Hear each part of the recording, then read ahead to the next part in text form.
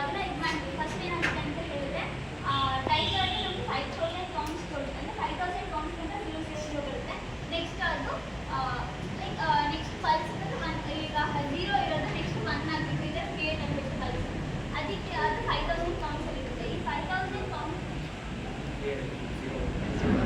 5000 count ಬರುತ್ತೆ ನಮಗೆ. ಅದು ಫಾರ್ ಹೈಯರ್ ವ್ಯಾಲ್ಯೂ ಈಗ ಅಂದರೆ ನಾವು ತೊಗೊಂಡಿರೋದು P ಕೋಡ್ ರಿಜಿಸ್ಟರ್, ಅಂದರೆ 01 ಅಲ್ಲಿ ನಾವು 16 ಬಿಟ್ ರಿಜಿಸ್ಟರ್. 16 ಬಿಟ್ ರಿಜಿಸ್ಟರಲ್ಲಿ ಹೈಯೆಸ್ಟ್ ವ್ಯಾಲ್ಯೂ ಬಂದು 65536 ಅಲ್ವಾ. 536 ಅಲ್ಲಿ ಅದನ್ನು ನಾವು ಎಷ್ಟು ಕೌಂಟ್ಸ್ನ ಮೈನಸ್ ಮಾಡಿದ್ರೆ ನಮಗೆ 60536 ವ್ಯಾಲ್ಯೂ ಬರುತ್ತೆ. ಇದನ್ನು ನಾವು ಹೆಕ್ಸಾ ಕನ್ವರ್ಟ್ ಮಾಡಿದಾಗ ನಮಗೆ EC78 ಬರುತ್ತೆ. EC78 ಅಲ್ಲಿ ಇದು ಲೋವರ್ ಬೈಟ್, ಇದು ಹೈಯರ್ ಬೈಟು.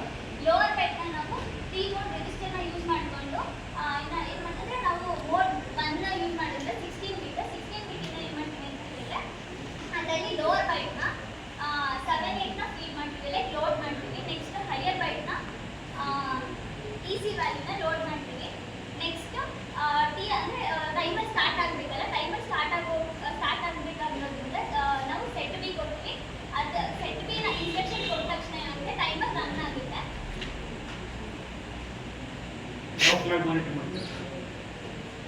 ಯಾವ ಫ್ಲಾಗ್ ಮಾನಿಟರ್ ಮಾಡ್ತೀರಾ? ಸರ್ TF0 ಹೇಳಿ. ಟೈಮರ್ ಸ್ಟಾರ್ಟ್ ಆದಮೇಲೆ once the timer is started, which flag you need to monitor? TF0. ನೀವು ಹೇಳಿ ಅಂತ ಹೇಳಿದ್ದು ನಾನು. Once the timer gets started, we have to write for timer flag 0. Unless until Unless that it will reach the value of FFF and it will roll over again. Then what happens? At that time, TF0 becomes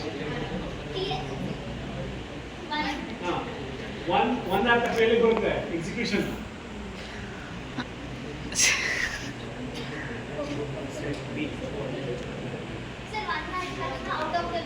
out of the loop ಬರುತ್ತೆ.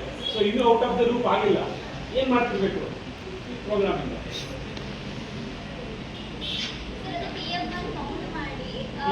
TF0 ನ monitor ಮಾಡ್ತಾ ಇರುತ್ತೆ. It will keep on monitoring. ಸರಿ ತಾನೇ?